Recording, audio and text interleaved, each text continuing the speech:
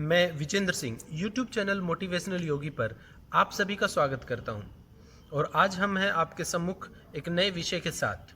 आज हम आपको बताएंगे योग के प्रमुख 5 सिद्धांत। कौन से 5 सिद्धांत हैं, हम धीरे से उस पर चर्चा कर लेते हैं। सबसे पहला जो सिद्धांत है, अगर आपने इन 5 सिद्धांतों को भी अपना लिया तो आप एक बहुत स्वस्थ, सुंदर और श्रेष्ठ जीवन जी सकते हैं। चलिए, पहला हमारा जो सिद्धांत है वह है परफेक्ट ब्रीदिंग।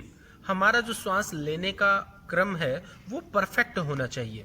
हम कमर को झुकाकर श्वास लेते हैं तो कमर सीधी रहे हमेशा, जिससे कि हमारा डायफ्राम पूरी तरह से फैल पाए, उसको श्वास लेने में, लंग्स को श्वास पहुंचने में बहुत ही आरामदायक सुविधा उपलब्ध हो।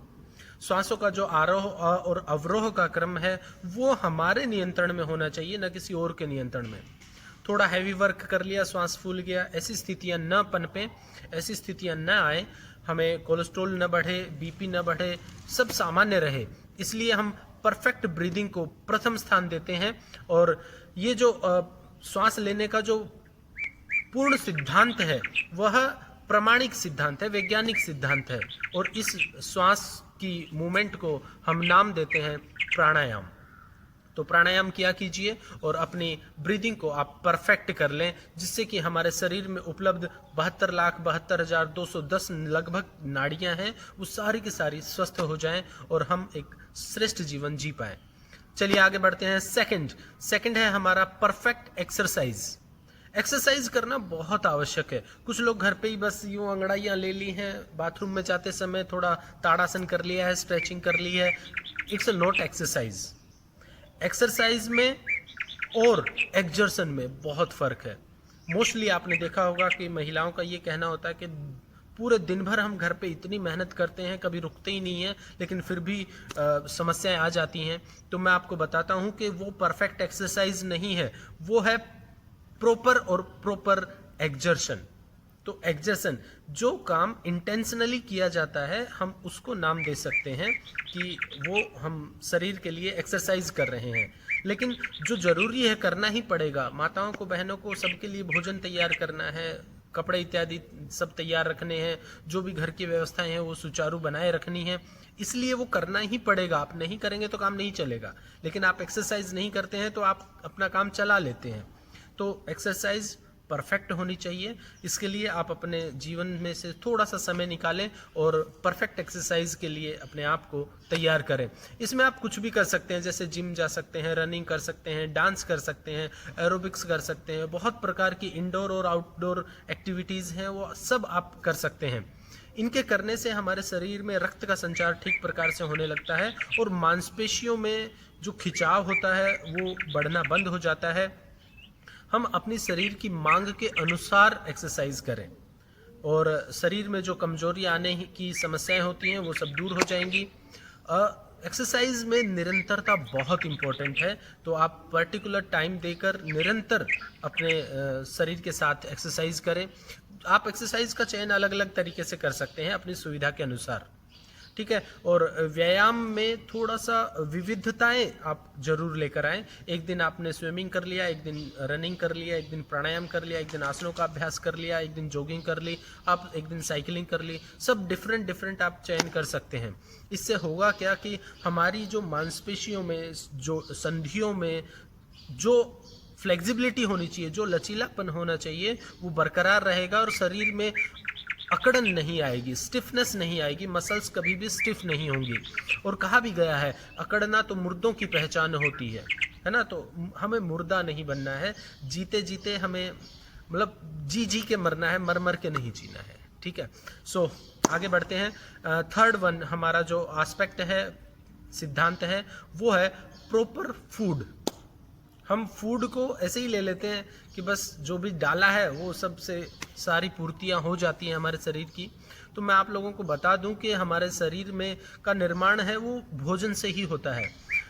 शरीर में ऊतकों का निर्माण होता है, शरीर में उन ऊतकों से मिलकर फिर छोटे छोटे ऑर्गन्स बनते हैं, फिर पूरा शरीर बनता है।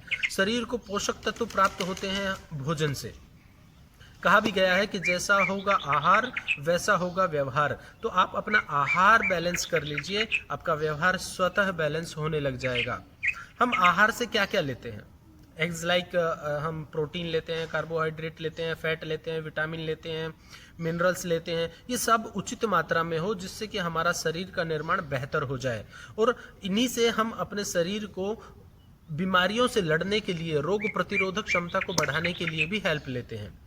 तो ऐसा हम आहार लें जो हमारे शरीर के लिए अच्छा हो।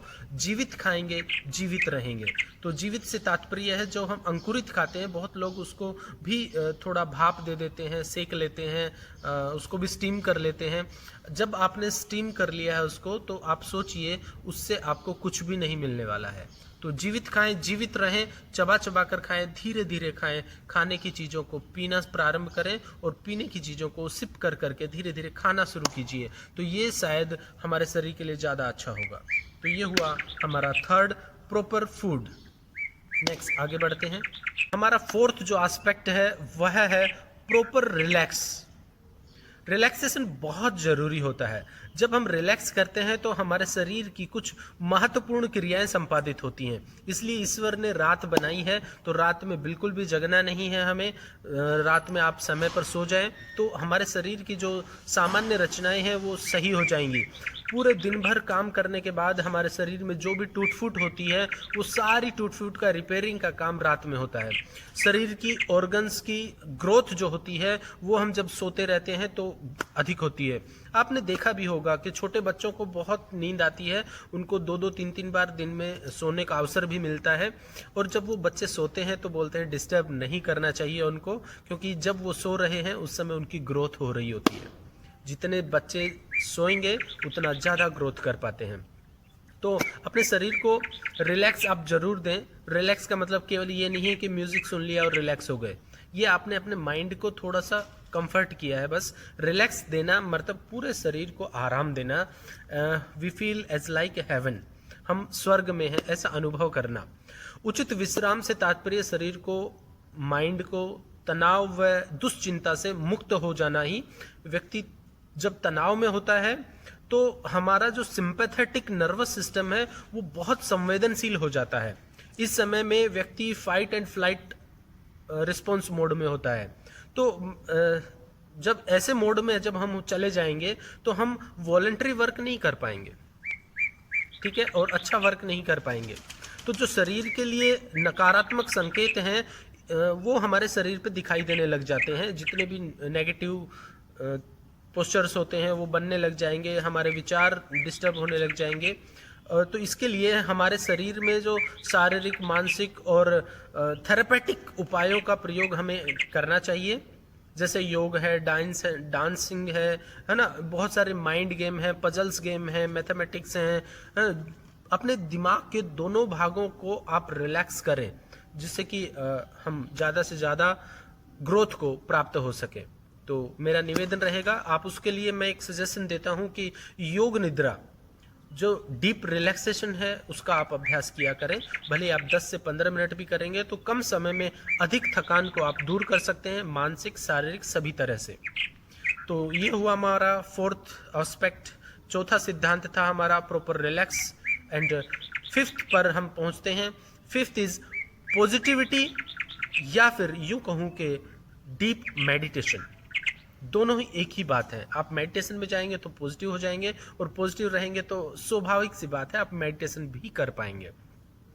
Positivity means thinking in an optimistic way, looking for solution and expecting good results for success, and focusing on making life happier. It is a happy and worry-free state of mind which looks at the bright side of life. I think कि जब हम positive मतलब क्या, कि worst से worst condition से निकलने का रास्ता हमारे पास हो। जब हम स्टेट ऑफ माइंड में रहते हैं तब हम बहुत सारे विकल्पों के साथ भी तैयार रहते हैं। आपने सुना ही होगा, कहते हैं कि जब ईश्वर एक रास्ता बंद करता है तो 10 नए रास्ते खोलता है। तो हम उन 10 नए रास्तों के यदि हम फिराक में रहेंगे कि हाँ ठीक है अब इस रास्ते पे जा सकते हैं, ये कर सकते हैं, वो कर सकते हैं, हजारों विकल्प हमारे पास होने चाहिए। तो योग हमें मल्टी डायमेंशनल ग्रोथ देता है। तो मेरा निवेदन है कि आप योग करें, पॉजिटिव रहें, सकारात्मक रहें।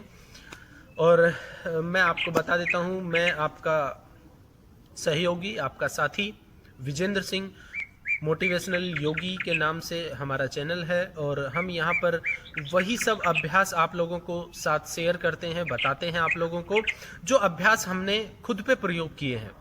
हम पुस्तकों से पढ़कर आपको कोई जानकारी दे दे तो पुस्तकें आपके पास भी बहुत सारी हैं, आप उनसे भी जानकारी ले सकते हैं, लेकिन हमारा ये प्रयास रहता है कि हम वही अभ्यास आपको बताएं जिन अभ्यासों के करने से हमें लाभ मिला है। हमें लाभ मिल सकता है तो आपको भी मिल सकता है, क्योंकि शारीरिक रूप में आप में और हम में कोई भिन्नता नहीं है। तो सभी अभ्यासों को आप आराम से करें और पूरा लाभ लें। यदि आपको लगता है कि कोई अभ्यास में हम आपका सहयोग कर सकते हैं तो हम उसके लिए अपने आप को बहुत ही गौरवान्वित अनुभव करेंगे और आपका सहयोग के लिए हम हमेशा तैयार हैं।